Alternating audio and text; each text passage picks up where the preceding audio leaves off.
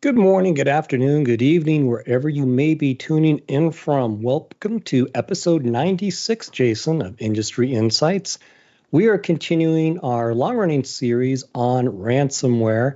You may remember that at Veeam we issued just a couple of weeks ago, maybe we're getting closer to a month now, Jason, a special research project around ransomware. Was independent. It wasn't just Veeam customers. It was industry-wide, right, Jason, of 1,000 organizations that actually got compromised by ransomware. We've been detailing some of the lessons learned.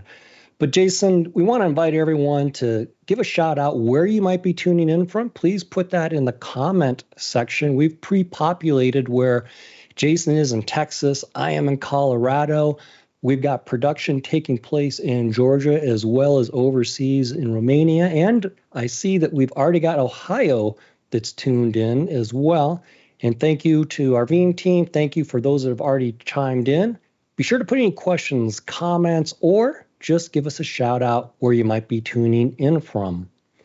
So Jason, we feel like the last several episodes, we've basically gone a bit glass half empty, if you will, meaning we've described some of the dangers, some of the issues associated with it. We're just going to do a quick touch on that, and then we're going to turn it around and talk about some of the positives, some ways or strategies, techniques that you can actually think about how to put yourself in a better position to remediate against ransomware. Yeah, so let's kind of wrap up the doom and gloom with these last data points. So this actually comes from two different research projects that were published in 2022. The first one is certainly from our flagship, the Data Protection Trends Report. Nearly 3,400 unbiased responses. Again, not Veeam customers. This is a blind panel run by a research firm named Vance and Bourne. In that project, 3,400 folks were asked, what percentage of your data could you get back after a ransomware attack? And on average, it's about 64%, if we can kind of go that first slide. So that's from the Data Protection Trends Report. We followed up on Data Protection Trends and said, let's go really understand and quantify the ransomware problems. We went off to another 1,000 organizations, in this case, all of whom, as you mentioned, have had a ransomware attack. And we find out something similar. They said 69% of their data is recovered. That doesn't include, by the way, the 11% that couldn't even try, right? So in fact, if you take 64 and 69, blend it together, let's just say the problem is roughly around 66 and a half, 66 and 2/3. So our last doom and gloom before we pivot off is the average organization, when they get hit, will lose 1/3 of their data. Is probably the easiest way to say that. 1/3 of what gets encrypted does not come back. And so let's spend some time talking about what the 1,000 organizations looked at from a technologies perspective and how they're addressing for that. And to start with, when you're recovering or when you're remediating from ransomware, certainly the goal that everyone has is to get clean data back on the servers, right? And so we asked the very simple question, how did your organization ensure that the data that you were reintroducing into that environment actually was clean? And you see a range of answers here. Dave, I actually want to focus on one, and then I'm going to throw it out. And what I mean by that is in this upper right-hand corner, you see that 31% of organizations said that the way that they're introducing clean data is by making sure the data was immutable. And as our friend Chris Hoff, who I think stood in for me for a couple of weeks while I was out, is very quick to mention, is that immutability doesn't actually mean clean, right? Immutability means that whatever you put in that container is still what's in that container, right? You can have an Nalgene bottle, but is that Nalgene bottle water or bourbon? I'm not going to complain about bourbon, but maybe it's poison, right? You don't know what's in that container. So let's take that 31% that said immutability, and we're going to pull that out of the equation and now look at what's left. Still 550 responses, and how do they ensure the data is clean? Dave, I'm loving that slide on the wedge on that right-hand side. 46%, they're using what Veeam calls a staged restore, but the idea of a sandbox to check that data before it gets reintroduced. Love that. Yeah, I think almost half the people, if we take out immutability, quote unquote, got it right. Meaning, to your point, before they went back into production, they, in a fenced off, safe way, could do further inspection, interrogate, trust but verify, right? And, Yep. Yep. that's the name of the game here, is make sure we're not reintroducing something via the restoration process. Now, conversely, though, I'm a little worried if we look over on the left-hand side. Look at the 11% that said we restored it and then we monitored it. So they Because already monitoring brought worked so well last time, right? exactly. So detection has already proven to have been a failure point. And so then they restored whatever they had without verifying that first. And then they were going to monitor that for a period of time. But that just means they could have reintroduced day zero threats all over again. So that 11% is not a great answer. Then you look at that 36%, we restored it back to production, and then immediately we scanned it for safety. That's far, far better, of course, than 11%, but it's already been reintroduced back into the production environment. So left-hand side is not really the way to proceed. There's varying degrees of better, I'll say, but the best answer there is that right-hand side. I'm going to go ahead and say there's only one good answer on that slide, right? Anything else is less than good. And when you're talking about ransomware, you should not be doing less than good. All right, so that's kind of the problem statement number one is, are you going to be reintroducing clean data? Now, I was kind of dismissive on, the immutability angle, because immutability does not equal cleanliness. Right. That said, without immutability, the vast majority of organizations actually don't have data to restore. Right. So let's go ahead and double click into that for a second. So this is a banner that everyone should just write down on a Post-it note. And in fact, for the kids at home, take a screenshot of it right now. Just take a screenshot of that and share it with one of your colleagues in-house, because this should really make people concerned. I don't know, Dave, if you had a chance to cover this with Chris while we were gone, but one of the big questions, certainly one of the questions in the earlier research covered how the bad actors target the production environments, but certainly along the way, a lot of them are targeting the backup repository, because that's what's going to ensure you have no choice but to actually pay. I'm going to mute out part of this for a second. Dave, 68% of organizations said those bad actors did actually impact some, if not all, of their repositories. This should keep every backup admin and every CISO up at night. Yeah, totally agree. And we've got kind of a repeating theme here around that 68%, meaning we saw, if we average two different research survey works, that they could only bring back data successfully about 68% of the time, meaning nearly a third of the data was lost. This explains the answer to why might that be the case. At 68%, there was some to complete impact on the backup repository. If you make that, you look at the other way, 31% were unscathed. If we add up the 6 and the 26, only 6, basically 1 out of 20, a little better than that. Let's call it 1 out of 18. The bad actors did not go after the backups as far as they know. But better than 1 out of 4, the bad actors tried but were unsuccessful impacting backups. So what we see here is ransomware is happening a lot. When it happens, they are more often than not going after the backup applications. And when that happens, unfortunately, for those that aren't using best practices, they're getting compromised, getting hit. Now, I do want to pause, make sure we hit the map really quickly as well, because we've had some people come in. Look at that. Okay, so in the United States, in addition to the states we mentioned of Ohio, Texas, Colorado, we've also got Pennsylvania and New York, and we've got the Netherlands, the United Kingdom, Turkey's come in, and then we've also got Qatar, Lebanon, Saudi Arabia, and India. So many thanks for all hours of the day for people checking this out. Be sure to continue commenting and giving us a shout out where you might be tuning in from. So, Jason, you've made the point so far that unfortunately when this hits, it hits hard, meaning about a third or a little bit lower of the data doesn't often get restored successfully. If you're going to restore, you need to have clean restores, meaning make sure you're not reinfecting things. Now we're really looking at, if you think about backups and it's all you back up so you can restore, what's the success associated with that? So what are some answers, some ways out going forward? So certainly the first step is always going to be around, okay, diversifying the kinds of technologies and repositories that you use so that you have a greater likelihood of survivability, right? So the colloquial phrase for this is don't put all your eggs in one basket. For most folks, you ought to really fixate on that 26%, that green wedge that you're looking at here that says they were unsuccessful in impacting our backups, right? They couldn't affect the repositories. Basically, what you're saying there is that the bad actor tried to remove your only other choice other than paying the ransom, and you beat them at that game.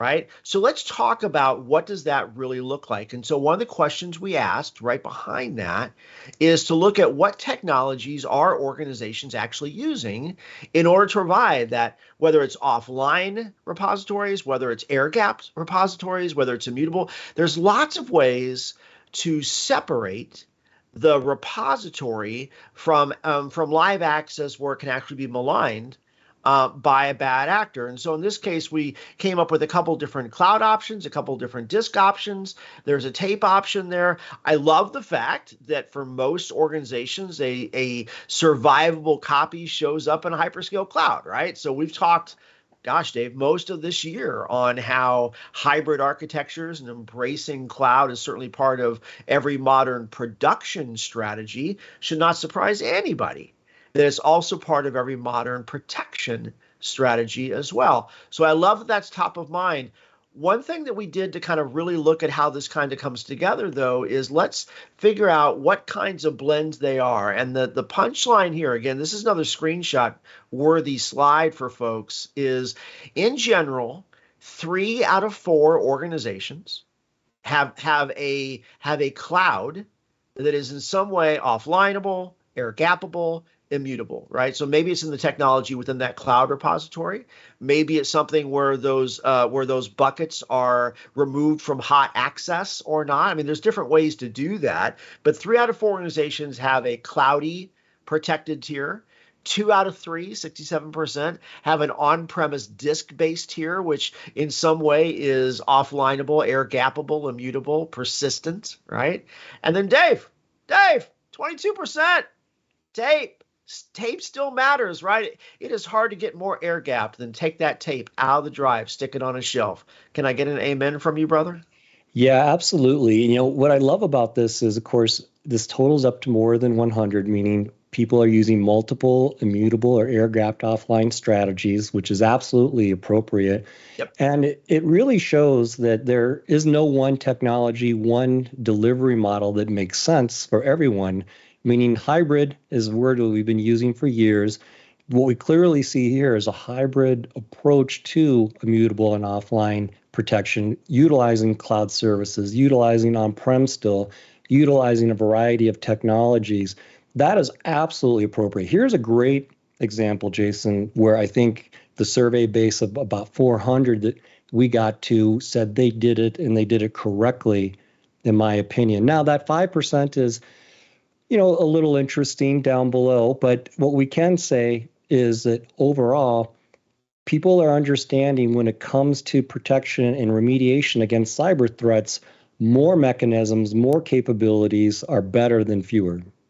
Yeah, I think there's a couple nets you can take out of this. So certainly there's that 5% on the bottom, right? That's an exclusive choice. So 5% of organizations said we have no tier of our repository strategy, which is any kind of immutability, air gapping, offline capability, right? So 95% of organizations have at least one tier that is protectable, that is survivable. That said, as you point out, the number comes into about 180%. So on average, organizations have 1.8 tiers. And I love that, right? What this slide really proves, or should prove to organizations, is that your data can be assured to be survivable throughout its entire data lifecycle. Yes. right? The copies that are 30 days old, they ought to be on disk. No reason not to make that disk persistent, right, and survivable. The data that's 2 to 5 years old or for non-regulated data could go to a cloud. No reason that can't be air gappable, immutable, and protectable. For that data that has long-term retention, 10 years, or is governed by regulatory requirements, no reason you couldn't put that on tape along the way. So even as the data moves organically and ages through its life cycle process, it should still be survivable all the way through that ecosystem. So I love the fact that organizations out of the 3 tiers are 1.8 persistent. That means we got 1.2 to go, but I love the direction that's heading. So, Jason, we looked at from the ransomware research report the different repositories that people are using. And thankfully, many of them are using multiple different methods, meaning double play, triple play immutability. And I'll assert that that is the right answer. That's what people should be doing, not that 5% that said that they're not actually using immutability whatsoever at this point. Now, I want to give a shout out. We did a LinkedIn poll of a couple hundred organizations or individuals. We're going to keep that poll active even after we go off the air of this live stream. But if we look at those results, they mirror pretty closely. Now, we instrumented this a little bit differently, where it needed a total up to 100, so you couldn't choose multiple. But what I like, Jason, is that, again, you see multiple different technologies are in use. There's no one way to do it. It's not just about on-prem. It's not just about cloud. Again, it's about choice. So I'll go double down and say, if you're in that 5% that we saw in our ransomware research report that said they're not using immutability, I think you ought to revisit that, because as we see in multiple different now research results, there are many different ways to achieve this. And in fact, you could use them in combination to make yourself even more safe, more secure. That's exactly right. So you have lots of options. There is no reason for you not to have survivable data. And I guarantee for that one person who's trying to save a few bucks, when you get hit by ransomware, and it is a when, not an if, you'll wonder if those bucks could have been better spent than paying for crypto Bitcoin. So, all right. So far we've talked about two kinds of technologies that are lessons learned from this particular project, right? So we've talked about the importance of sandboxing to make sure that you don't reintroduce bad data back into a now clean environment. We've talked about immutability to make sure you actually have something to restore at all. Along that way. The last part of this equation is leveraging automation and orchestration to not only ensure recoverability, but also to speed that time up. So let's talk about first validation. So we've talked about backup for 30 some odd years, and one of the big fallacies has always been, oh, the backup logs say everything's okay, right? And that's what the 60% say. So the question was, does your organization do automated verification or validation of the backups? Meaning, can you actually restore? And Dave, I got to tell you, I think 60% got it wrong. Yeah, and unfortunately, relying on logs and reports after the fact to verify success is a risky proposition. And so I always think about my first programming experience was on mainframe backup at IBM. And you could get a return code 0. And for those that aren't familiar with that, that return code just means what was the status when the job finished, when in this case, the backup application was finished doing its work. 0 meant it did what it was instructed to do. Now, It could mean return code 0 because it actually found no data that it needed to protect. So therefore, I did what I was asked to do, or working as coded, working as designed, working as instrumented. That doesn't mean that you're actually safe. So that is concerning. As we see kind of an ongoing trend, verification is increasingly important at multiple levels. But a couple of these are at least better. One of them is the right answer. Yeah, and by the way, you've got the 60% that said the logs. We talked about the fallacy of that. The 44% is very 1995, right? So did I read the media, and did it pick up what I laid down? Again, not that interesting, right? Really, what you ought to focus on is the 16%, 1 in 6 organizations that said yes, every night after my backups are done, some kind of a sandbox, some kind of a test script runs that actually does what I want to do, which is to restore a workload. And does file exist? Can you ping it? Is the application running? Test, can you actually restore? And if you're not doing that rigor of testing, then you're really kind of hoping that it's going to be there when you need it. Now, Dave, this is something that Veeam pioneered years ago, isn't it? Yeah, that's right. This notion of automated verification and not just the simple heartbeat ping, but be able to do application level interrogation. Hope when it comes to recovering from ransomware is concerning because you've already basically bet your data in the survivability of your business. And to some degree, you've lost. Now you're trying to bet again, and you're hoping for a more favorable outcome. But there are other options that exist, which includes automation, better level of verification. So orchestration is always a good concept. Our colleague Melissa Palmer likes to say that ransomware is a disaster, and in a disaster, automation recovery really helps, doesn't it? It does. And this is going to kind of be our last data point. So not only do you want to automate and orchestrate the validation of backups, and by the way, if you haven't played with that from Veeam, it's a feature that we call Sure Backup. And if you just do a Google or your other favorite search engine index on Veeam and Sure Backup, you'll find out exactly how powerful and how easily automatable it is. But when we really talk about orchestration, this is that last slide. And I've spent the last 2 weeks off at a scout camp, and they teach the first aid merit badge. And one of my favorite lessons is how do you shrink the time between snakebite and hospital, right? How do you shrink that time? And we talk about cyber attacks. The way that you shrink that time is orchestration, so that you're dealing with multiple servers, large scale problems, lots of details per workload. Humans are not good at repetitive minutia tasks under pressure. You need to be thinking about orchestration. In this case, this comes from our data protection trends report. And I'll point you to that upper left-hand corner, Dave. 25% of these organizations have a good chance of shrinking that time between snakebite and hospital. Yeah, the good news, I guess, is at least 1 out of 4, quote unquote, got it right.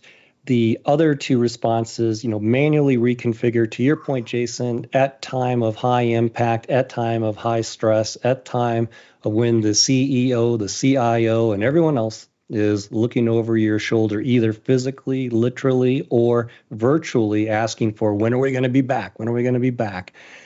That is not the best time to be searching for where to have ISO images, who has license keys for something. Wait, the network DNS used to be XYZ. What is it now? And then you look at the 45%. Well, we have pre-configured scripts, but we know that there's configuration drift, environments have changed, especially these last 2 years in the pandemic. A lot of us have shifted how we're actually implementing our services. So those scripts, there's a good chance it could be down level.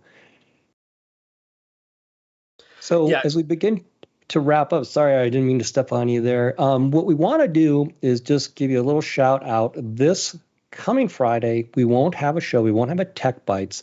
The following Monday, 1 week from today, is a United States holiday, so we won't have a show. But week from Friday, meaning July 8th, we will continue as company Veeam, our ransomware coverage. Our friends Rick Vanover, Melissa Palmer, they will talk about exfiltration of data from a ransomware perspective and cover an assessment of some ransomware issues and best practices that you can put into place. And speaking of best practices, 2 weeks from today, you'll be out, Jason. We're going to bring in from the field our buddy Brad Lynch, who's one of our more outstanding SEs. And we're actually going to talk a little bit now from Veeam specifics, what kind of capabilities, technologies you can put in play that Jason and I have partially teed up today to make sure you're safer and more recoverable. So be sure to check that out. Thank you for tuning in to episode 96. Stay safe, stay positive, and we'll see you 2 weeks from today. Bye for now.